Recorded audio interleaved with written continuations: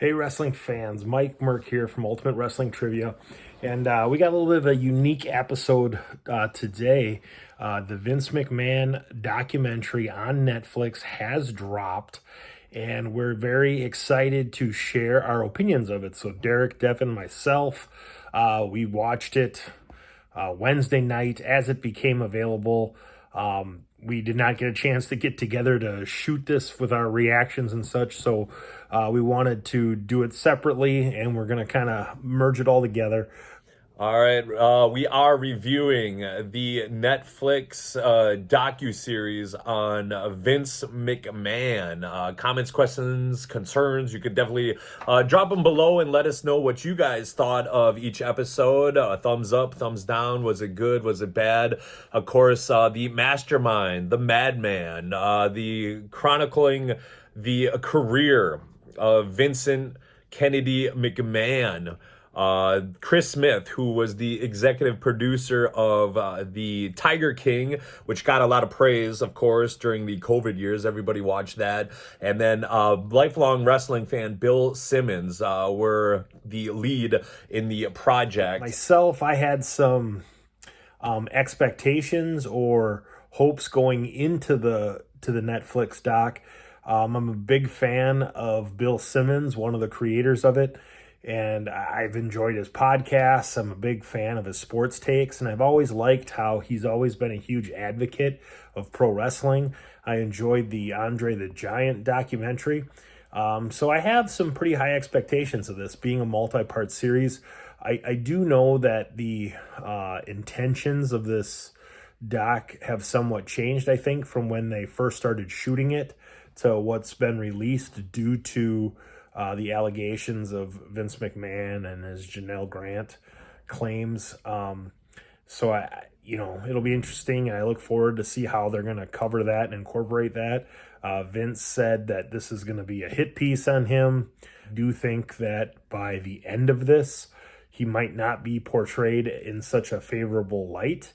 But we'll see. We'll see what it looks like. I definitely am looking forward to it, and looking forward to giving you guys our opinions of that.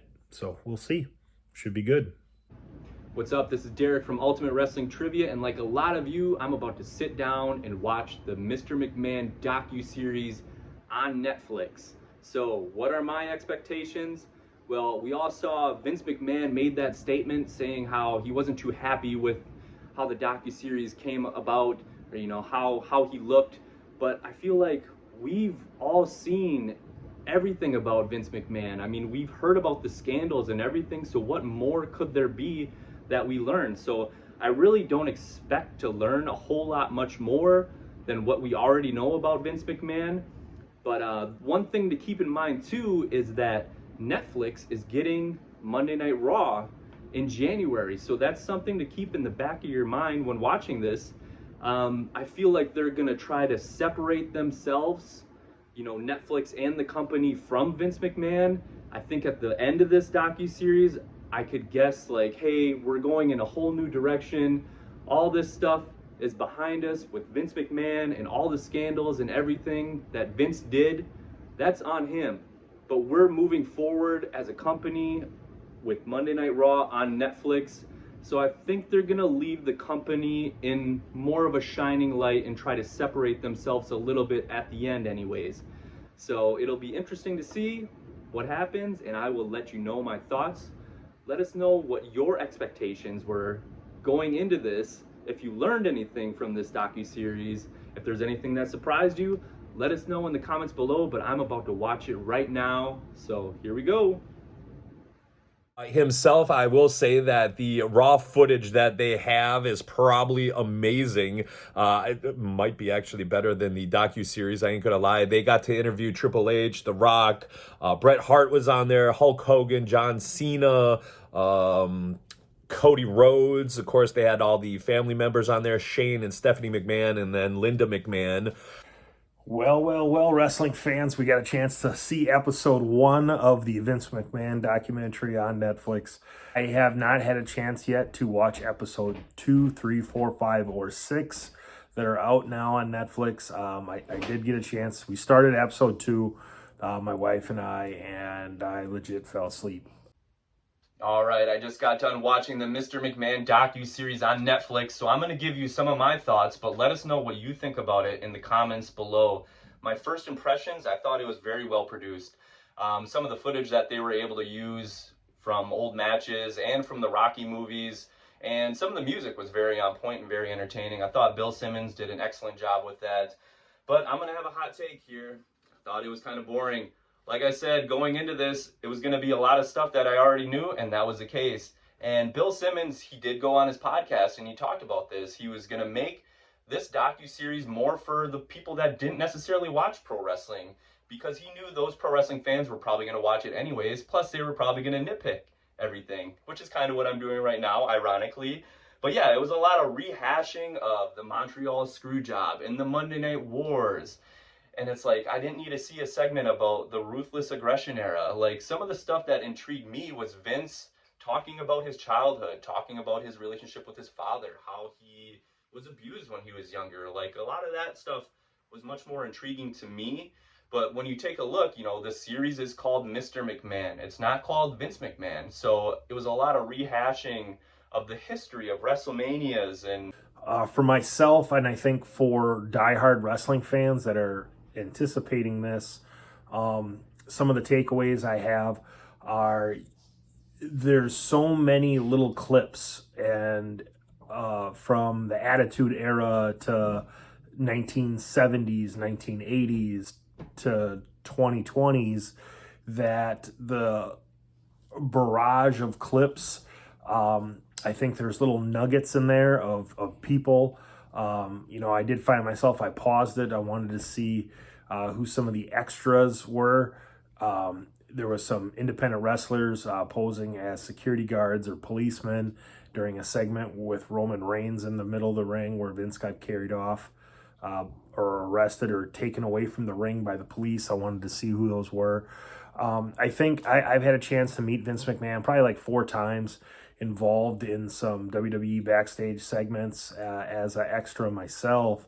And, you know, some of the takeaways from meeting Vince were he definitely has an aura about him. And those people have a presence about him. When they walk into a room, you can feel it, you know it.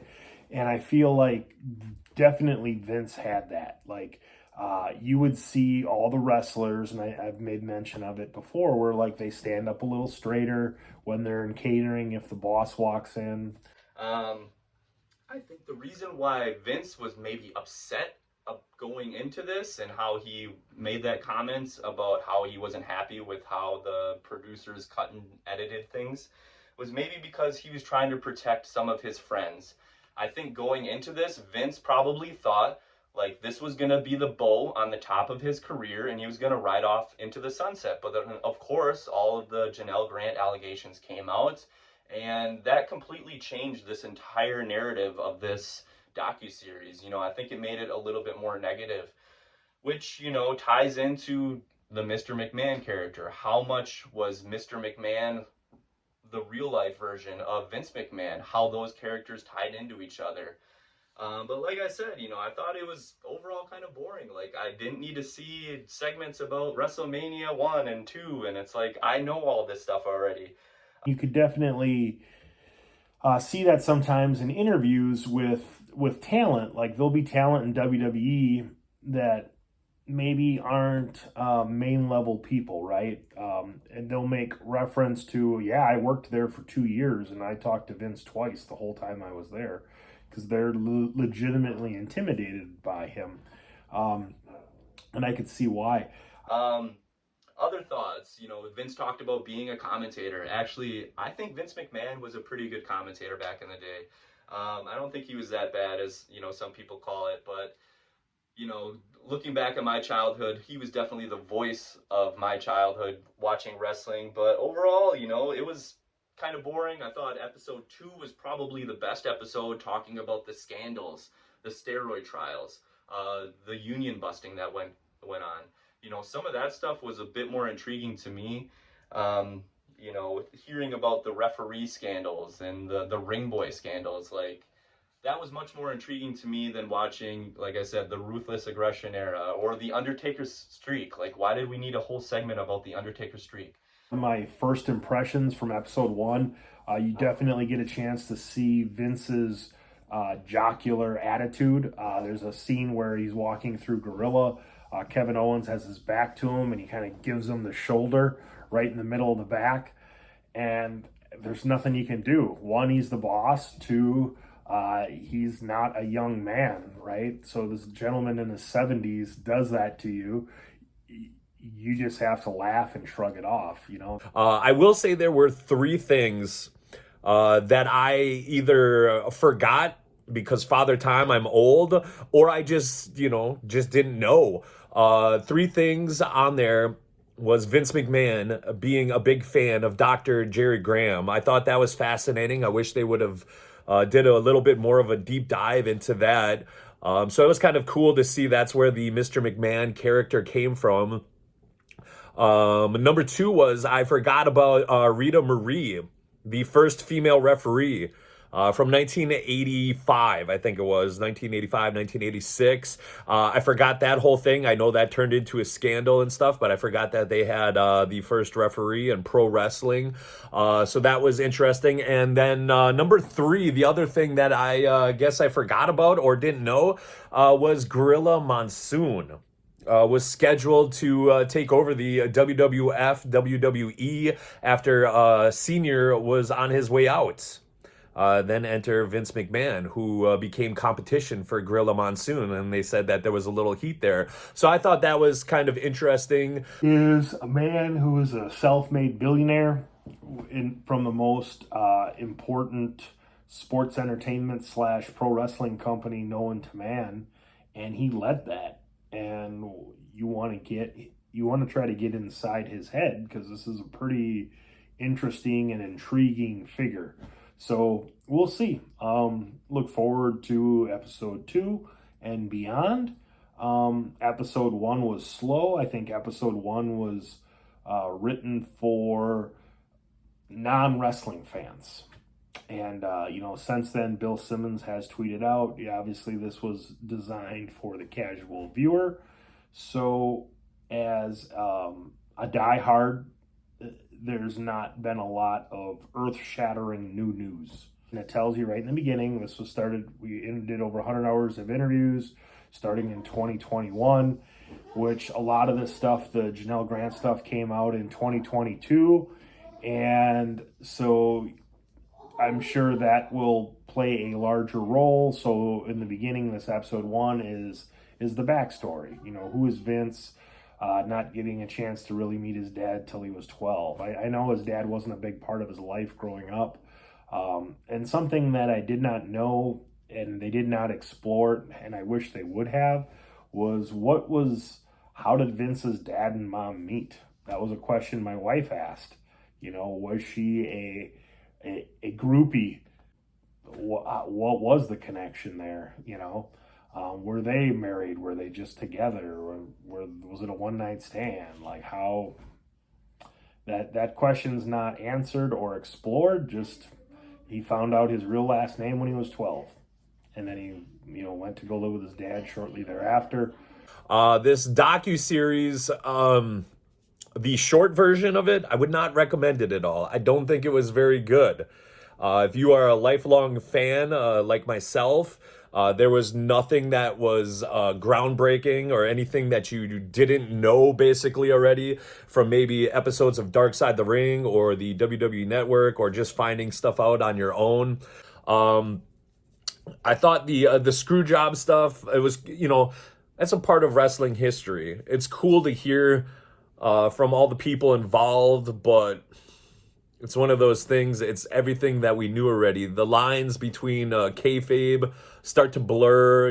They were switching all that around with the Montreal stuff. I thought it was interesting that Triple H said he was the one that suggested it. Everybody is kind of taking credit for it in some certain way, I guess, throughout the years. I know Scott Hall was interviewed before he passed away, said it was all work and stuff. But at the end of the day, we know it was what it was. The business comes first for Mr. McMahon. And just like Wendy Richter, how he got the title off her, he was getting the title off of Bret Hart for sure. Similar in the vein of like the Ric Flair 30 for 30 stories, or the 30 for 30 piece. You know, it's like he's world champion, he's the best wrestler, he partied a lot. Like, there weren't any groundbreaking surprises. So we'll see if that changes with Vince in this. This was not a witch hunt that maybe some people thought it was going to be. They really just broke it down into 6 episodes. It was Junior. Episode 2 was about Heat. Episode 3 was about the screw job. Episode 4 was about attitude. Family Business was episode 5. And then the big finish was episode number 6. The first episode, they talk about Junior, how he had no dad until he was 12 years old. And they ask him, who are you? Who's Vince McMahon? I don't think even Vince knows who he is. When they ask some of the wrestlers too, is the character far off from Vince himself? Vince was adamant. He said no, completely different. And everybody else they referenced to said, yeah, basically the same guy. The volume turned up, but it's an extension. It's basically him. So I don't even know if Vince knows who he is. I would like them to dive a little bit more deeper into the, why didn't he have a dad until he was 12? What happened there? What was going on? I wish they would have took a different approach to the docuseries. Being a hardcore fan, like myself, like I said, a lot of this stuff that we knew already. But I would imagine Vince has so many stories. And then I'm not talking about like the NDA and the Janelle Grant stuff. But like, just tell me stories about Coco Beware or Dynamite Kid from back in the day. What happened there? Or what was supposed to be maybe a WrestleMania match or a Survivor Series match, and then it got, switched up. Like, Vince is an intriguing character. He brought so much to the pay-per-view, the cable world, the pro wrestling, history, just in general. The guy, streaming services. Vince is a fascinating guy, and I know he's got stories for days that I just wish we could hear someday. And I know he says he doesn't like looking back at all. He hates looking back. So maybe we'll never truly get a Vince McMahon book or a movie because he just doesn't ever want to look back. Is it because he's got a lot of sketchy stuff back there, or that's just the way he's wired? I'm going to have a hot take here also. The world of pro wrestling, I think, would be better off without Vince McMahon. It would have been fine without him. I know there's this idea that Vince McMahon took pro wrestling from the smoky ballrooms into the big arenas, but pro wrestling was already doing that before Vince McMahon. Take a look at World Class. I mean, they were wrestling in front of stadiums. This idea that he brought families into the mix of the pro wrestling fandom, that's just not true either. Go back and watch a Mid-South tape. Like, you see a ton of kids in the crowds. You see the grandmas in the crowds. So this idea that Vince McMahon, just made pro wrestling bigger and better, just isn't the case for me. He made a comment that WrestleMania was good for his business, but not necessarily for everybody else's business. And this revisionist history, I think, is just another aspect of, WWE and Vince McMahon. Of course, with the family business episode, I think it was episode 5. I thought it was interesting when they touched on some of the Sable lawsuit. Vince kind of had an uncomfortable moment there. It seemed like he didn't remember. He's like, was that storyline or was that real life? Kind of interesting stuff there. But the docuseries definitely, I feel like it falls short for the most part. Takes the predictable path. It's nothing that we don't know already as hardcore diehard wrestling fans. So I definitely wouldn't recommend this at all. I don't think it's really worth it. But I do find it fascinating that Netflix will be streaming WWE in 2025. So even though we know WWE didn't have anything to do with this, they did give access to their full library for them to check out stuff. So, yeah, if you want to watch it, yeah, it's well done, it's fine, it's good, but are you going to find anything earth-shattering on there? No, not at all. I think they fooled us once again, where they had Mr. McMahon pulling the strings. They had the black and red coloring. You're like, ooh, we're going to get some witch hunt, some dirt on somebody. You don't find really any of that. And we still don't know who Vince is. Will we ever? Who knows? Drop it in the comments. Let us know what you thought of the docuseries of Vince McMahon. It became more of a history of the company than a history of Vince McMahon's personal life. And a lot of rehashing and everything, but overall, you know, it was entertaining. I mean, I didn't mind it at all, but let us know what you think in the comments below. I probably give it a 5 out of 10. If you're a wrestling fan, yeah, put it on if you got nothing else to do, but overall, I didn't really learn a whole lot much more than what I already knew, so that's kind of what I expected going into this. So let me know what you think in the comments below, what you thought of Mr. McMahon, the docuseries on Netflix.